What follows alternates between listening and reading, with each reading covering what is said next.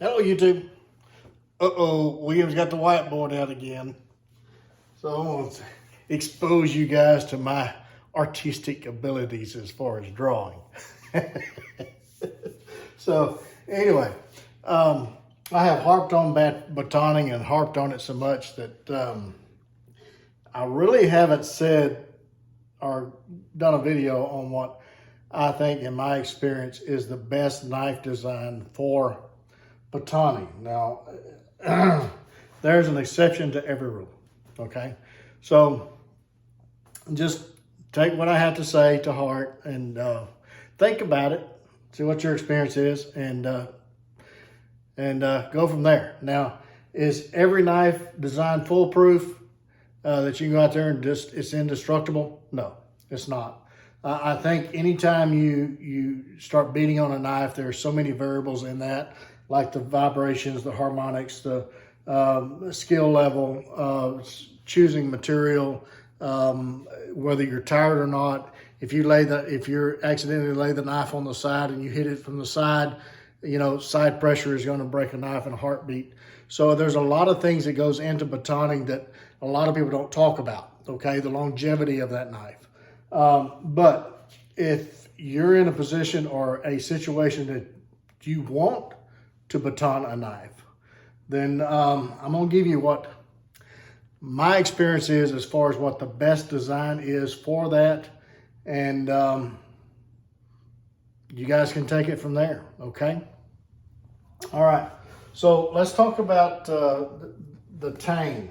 And everybody says that you need a full Tang knife, okay? And that's what they're talking about, is some knives, this bushcraft knife has a little rat tail, like so, inside the knife, all right? So that's not what you want. When you want as much steel on that knife as possible if you're going to be beating on it, because I mean, just common sense, the more steel you have, the stronger the knife is, all right? So what you're wanting is this portion here that's hidden underneath the handle. You want as much steel there as possible, okay? Now, there are some knives that has holes in it for the pins here, and the rest of it is just steel. Now, those are very heavy knives. So in order to lighten them up, what us knife makers do is they start putting holes in it to lighten it up so that it's not as heavy, because people don't like heavy tools. Now, in my experience, tool weight plays a huge part in what you're doing. So weight is not necessarily a bad thing. It depends on what you want to use the knife for. But if you're a light backpacker and you're just going to slice up weenies with it, then you want light, probably a folder, very thin, so on and so forth. But if you want a knife that's going to do firecraft, that splits logs and things like that, then you're going to need something that's got some weight to it, okay? So there's a trade-off in everything we do. There's pros and there's cons, okay? So as knife makers, what we do is we try to take some of this steel out to lighten the knife up. Also, in my case, I try to create a knife that is balanced, and I want that balance somewhere at this part right here, okay? So that it doesn't feel blade heavy or handle heavy in your hand, because if you're constantly trying to compensate for that additional weight, then it tires or fatigues your arm out quicker.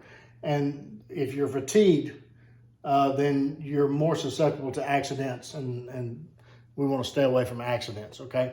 So, but in order to lighten up that knife and possibly take care of a balance issue, these tangs are skeletonized.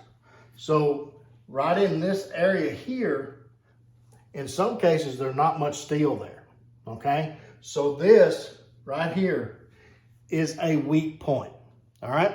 Even on full Tang knives. So you're looking at it from the spine, okay? Here's your knife, and you see that handle all the way through? That necessarily isn't a strong knife, It could be a skeleton tang knife that doesn't have much steel there.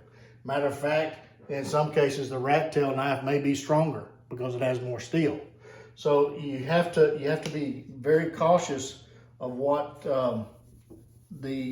is underneath the handle. Okay. So again, you want a knife that has as much steel there as possible. Now the grind. Let's talk about grind for a second. Again, I mean it's one of those things that you want as much steel. You know, it's just a common sense thing. So a Scandi grind, which is typically around 12, 13 degrees, something like that, is very shallow. So this apex right here is very, very strong. You still have the steel, the thickness of the steel, whatever that is, for 75% of the blade, 80% of the blade. So it's a stronger blade, okay? It also has wedging properties. So if you cut this blade in half, what it looks like is something like that. So you have very thick and a wedge there that splits things apart quickly.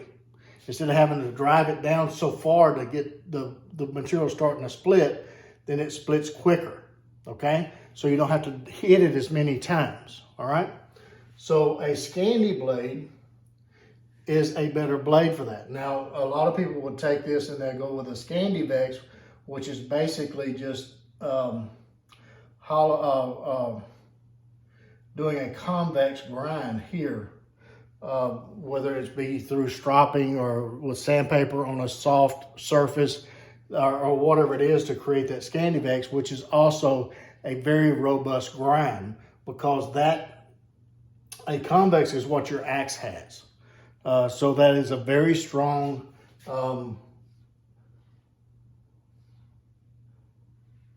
that's a very strong, because again, it's curved, so you have more steel. All right, more steel. You're gonna hear that a lot, okay? Because common sense. The more steel you have, the stronger the knife is, all right? Now, the next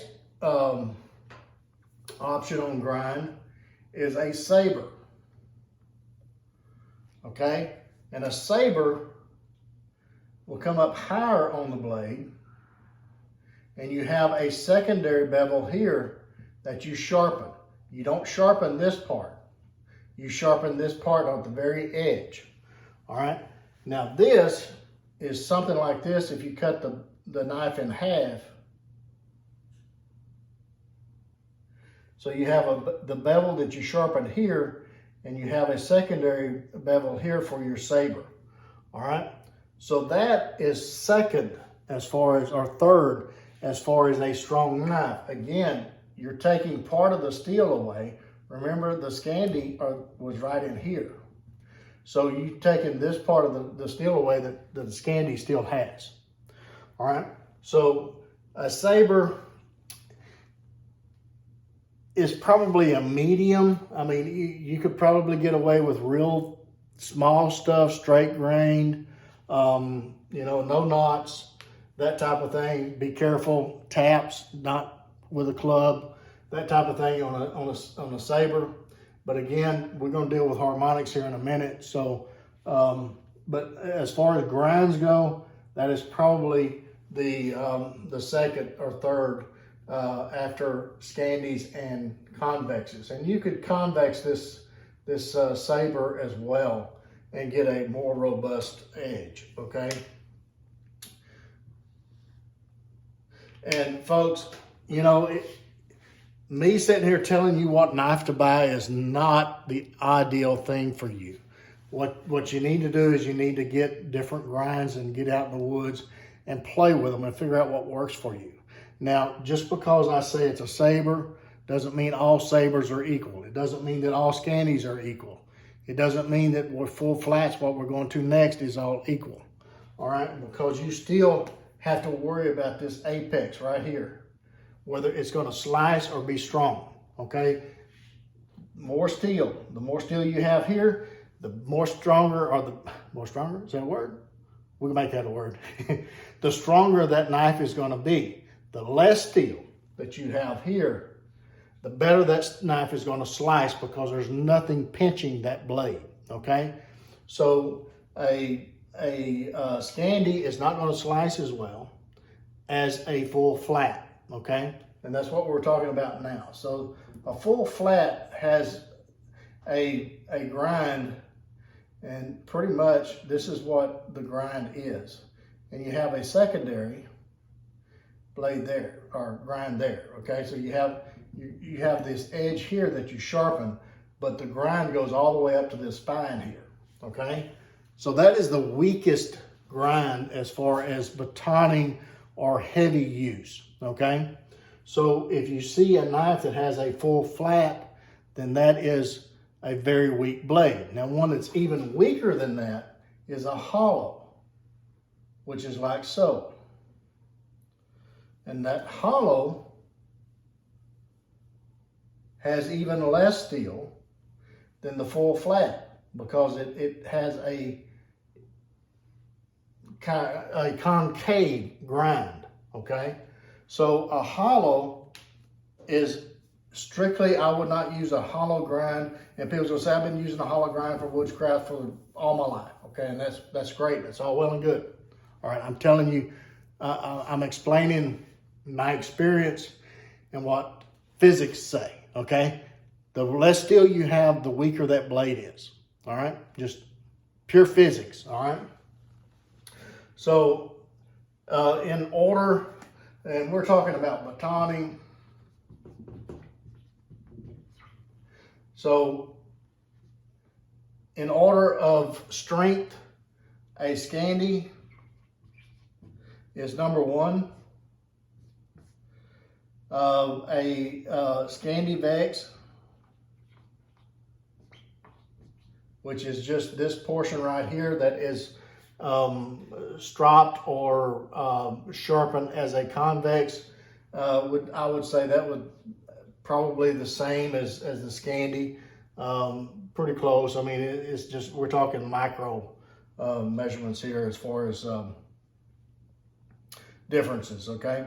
Then a saber, and then a full flat, and last is a hollow. So a lot of these knives that come, the cheaper knives that you get will have a hollow because that's the easiest grind to do in CNC machines or with equipment because they just stick it in a machine and pull it and it's a hollow. So most of the knives that you get, the mass-produced knives, will come with a hollow grind. So be careful with that, all right? Okay, so next let's talk about thickness. And again, the thicker the knife is, the better it's going to baton because you're wanting a wedge. So this part here, the thicker it is, the better wedge it's going to be. All right, because you want that wood to split as quickly as possible so you can quit beating on it. All right, so anyway, so you want this to be very thick. Now, in round numbers, just off the top of my head, I would say anything that is less than 1/8 of an inch, no batoning. Okay, that's a good rule of thumb. 1/8 inch or better, I would go with light batoning. When you start getting into 3/16 steel, then a good rule of thumb is you can do heavier use with 3/16. But 1/8 inch to 5/32, then for the most part, you can get away with some light batoning, okay? 3/16, you can get a little bit heavier with it, all right? So as long as you select the proper material, use proper technique, straight, the blade remains straight up and down, it's not to the side, and I'll put a link at the end of this, a proper technique for batoning, so that you can watch that video if you haven't seen it. And also I'll put in there the batoning, the good, the bad, the ugly, which explains harmonics a little bit better, okay? So, but anyway, as long as you use proper technique and choosing the right knife and so on and so forth, then you will probably get away with batoning for your lifetime. But it's that one time that it doesn't and it fails that it could cause you some problems, all right? So that's a cautionary tale. All right, so let's talk about steel now. We've already talked about the Tang. We talked about grind. Let's talk about steel. Now, there are certain steels that are tougher, all right? Let's just go with that word because that seems to be a good word. If you look at tool steels in general seem to be a tougher steel. Like you can go as high as your CPM 3Vs, your O1 tool steel, a lot of the 1000 series like the 52100. Some of those steels that is close to tool steel or tool steel is typically tougher than say a lot of your stainless steels and your 1095s and things like that. So you're wanting a blade that is going to be very tough, that of course you're on the edge of abuse when you baton, okay? It depends on how you baton, whether that becomes abuse or not, all right? So I would say that steel selection, and if you're not familiar with what steels are rated and how they're rated as far as toughness versus corrosion resistance and all this other stuff, it's a simple Google search.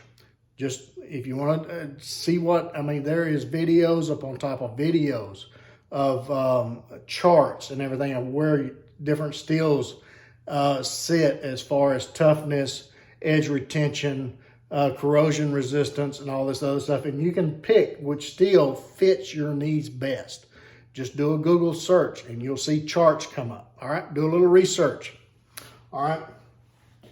So if you're looking for a knife that's going to be used in heavy chopping. Now machetes and things like that is different because the thinner the blade is, most of those machetes, not parangs, but machetes is very thin typically. And that's for grass and very thin vegetation like briars and things like that. They're not designed to chop through trees and things. That's not what a machete is, because the blade is too thin. It's going to stick, okay? That's the reason your machete sticks in a tree. It's not designed to chop down a tree. It's designed to cut grass, vines, things that are thin, okay? So when you're talking about durability as far as machetes, then it's not designed to baton because, again, the thicker the steel, the better batoner it's going to be. It's going to split things. A machete slices things. It slices vines and grass, okay? Parangs is more of a chopping tool because it's a thicker blade. Most parangs are 1/4 inch or so. The actual Borneo parangs and those that everybody else has modified and said is a parang. So not everything that says it's a parang is a parang, okay? So most parangs should be very thick spines, okay, for rigidity and toughness as far as chopping heavier material, all right? So anyway, I get off on a tangent here. But anyway, so steel, do a little research. About the toughest steel that's readily available is probably CPM 3V. But again, I mean, they're coming out with all kinds of different steels now. So do a little research and see what steel you would prefer that fits your needs better, okay? Now, the other thing is Rockwell. And, a lot of people say, well, Rockwell goes hand in hand with the steel toughness and all this other stuff, which it does. I mean, there's a curve and everything. The harder the steel, typically, and again, I mean, I can't say this is a 100% all the time, every time. Typically, rule of thumb is the harder the RC is, the more brittle it is, okay? So you can take an AEBL knife, which is very tough. AEBL is very tough steel, stainless steel. And there's a sweet spot. And usually that sweet spot on AEBL is about 63. It depends on the process of heat treat, okay? Not every heat treat is equal. So my AEBL, when I do in-house, and I do all my blades in-house, I heat treat, cryo treat, everything in-house, I stay between 61 and 63. That's my target range when I am doing blades in AEBL. I find that that is the best spot for its edge retention and toughness, okay? So that's where I leave my blades at for AEBL. Now on the tool steels, the Rockwell is about 58. 60 is about as high as I'll go, because once you get past 60 in a lot of the tool steels, then they become brittle, okay? So again, it depends on the type of steel, but for rule of thumb, you're wanting some very good edge retention, and you're wanting something that is as tough as possible if you're going to be beating on it, okay? So watch the Rockwell, all right? So if you're in a wet environment and you need a stainless steel blade, do that Google search, find out what stainless steel has the highest toughness and what Rockwell that should be to gain that highest toughness. Now, a lot of times, if you're wanting toughness, you lose edge retention. So there, like I said, there's a trade-off in everything you do. So the lower the Rockwell, the less edge retention you have. All right, higher the Rockwell, the less tough, but it holds a better edge. All right, so rule of thumb. All right, well, I hope this kind of helps you guys understand and can select your blade. There is one other thing that I want to touch on, is when we're talking about harmonics, there was some people, when you're beating on this and you've got a piece of wood that's pushing up and you're holding down on this, okay? So you're trying to force this knife into a U, and you're beating this part, holding this part down, and wood is pushing up, okay? So you're trying to flex that blade. And then again, depending on the steel, I mean, you may have a piece of wood that has gnarly knots and all this other stuff. So the blade inside the wood is trying to flex the other way. So your knife is trying to flex from the spine because you have a knot here, and then you're beating down. So you're flexing that knife in at least two different areas. So that is a lot of stress to put on a blade. So if you look at axes and throws and things like that, then and it doesn't have a 90-degree grind to come up against. So if, say, we're doing a Scandi grind here. See, this is a 90-degree grind right here. That's what I'm talking about. So you have vibrations going up and down this blade as you're beating on it.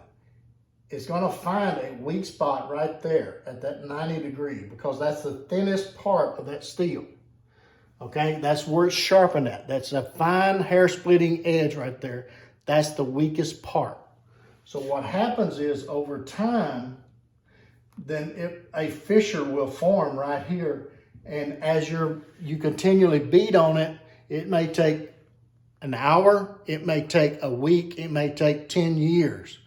It depends on how often and how dramatically you beat on that blade. That fissure will form a crack, and it will work through that blade. And you may be splitting a piece of kindling that's very thin, and all of a sudden the blade breaks and you just freak out because you wasn't mishandling the knife, but you mishandled the knife 2 years ago that caused that fissure to start, okay? Now, when you see tests and things like that on YouTube, and people are batoning blades and saying that is a tough blade, okay, then you don't see the longevity of that, all right? It may be tough for a while. The only thing that batoning really tells you in the beginning is if that steel was heat treated properly. If that is a bad blade, then it will fail almost immediately. That means that blade was poorly heat treated, or it had poorly formed molecularly with all of the ingredients, or something was wrong with that steel.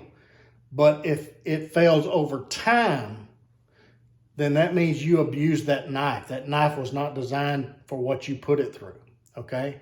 So that's the difference. You can't really tell.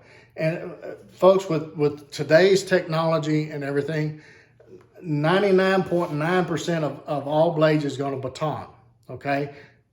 At least once, all right? Now, whether they last over time depends on many, many things. Tang, grind, thickness, steel, Rockwell, technique, choice of materials, a lot of things, okay? The only time that you can tell if a blade is bad or a knife is bad is if you baton one time and that blade breaks, and then you look at the edge or the break and see that there's air pockets and things in that steel, okay? That's when you know that there was a bad heat treat. But again, with today's technology, that is very, very unlikely that it's a bad blade. It's more likely that you overextended the use of that knife, okay? All right, that's just common sense, all right? But most of the time, failures are gonna occur over time. To eliminate this problem coming up against a 90, what I do is I do just a little choll. And all that does is make the knife, it doesn't make it bomb-proof.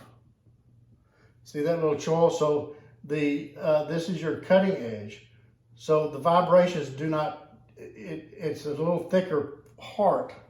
It's thicker. Let's see if I can draw this a little bit bigger so you guys can see. So here's the handle. Here's your grind.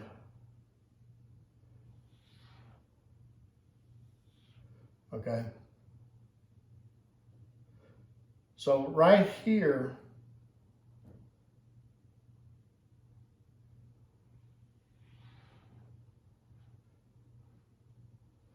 and I'm not an artist. So right here where that 90-degree area is, this is what you sharpen right here. See, this is the grind right here. This is what I'm drawing. So right here where this 90-degree is, I put a sharpening choll, okay? Basically, it thickens that steel up where that 90-degree hits that vibration, okay? So it's thicker at the 90 than it would be if I just had it right here at the sharpening edge. Hope that makes sense, all right? So there were some questions on that from comments I made in other videos. So if you get a knife that doesn't have that choll right there, that little U, and you intend to use that knife, let's say aggressively, then you may want to take a Dremel or something that has a very carbide bit on it or something, and put a little choll right there to strengthen that edge, so that it's less likely to get that fissure that starts. Because if it's like this, that fissure is going to start right there, and eventually it's going to work its way through the blade, okay? And that's over time. All right, so I hope this clears things up. I mean, I had a lot of questions on this, on the batoning and all this other stuff, but I hope this kind of clears things up. Do I think that batoning is necessary? I really don't, but I mean, a lot of people enjoy it. So you know, they are going to do it. So choose the right knife, choose the right steel, the right design, and you'll be happier because you won't break your knife as often or as much, okay? Now, I mean, there are knives that is better suited for this, so look for one of those. Knives that are very thin, that's slicey, and and does what, in my use, a knife is supposed to do: slice, kitchen prep, game prep, cutting rope, string, packages, daily use for a knife. I don't baton. A lot of times people say, well, I do crafts and fireboards and things like that. Well, I've batoned an axe many times carving. Just instead of using a knife, baton the axe. I've seen videos of people with an axe or a hatchet on camp split up firewood and then go and use the knife for kindling. I don't get it. Use the axe to split kindling. Say, well, it's more dangerous. Well, no, you're dangerous. There are safer ways to use tools. Learn those safer ways to use tools. A tool is only dangerous as the user, okay? If something is dangerous to you, that means you're not using the tool properly, all right? So learn to use that tool, all right? And I don't want to hurt anybody's feelings or not, but we're getting a lot of misinformation, I believe, on YouTube, and I'm trying to rein things back to more common sense, to more of what our forefathers did than what the sensationalism that you see on YouTube. It's getting way out of hand, folks. I never baton a knife. If I do, I lay the knife on there and I hit it with my hand. If I have to use a stick to beat on it, I use an axe or whatever. Again, you can baton a hatchet. If you think that method is safer, baton the hatchet. Baton the tomahawk. Anyway, and a lot of people say, wait. They don't want a knife that's more robust to do the batoning. Well, I mean, a tomahawk is not that much more weight. It's a safer tool. It's a better tool. And you don't run the risk of breaking your knife. And folks, and I've said in many, many videos, I've lived long enough to see Murphy raise his head. And anything that will go wrong or can go wrong will go wrong. And most of the time, those failures happen when you need that tool the most. So it's a cautionary tale. Choose wisely, practice wisely, and get in the backyard, whittle on a stick. Be sure and take a child with you to get the opportunity. Don't forget those plenty of Band-Aids and lots of knives. And we'll catch you again very soon.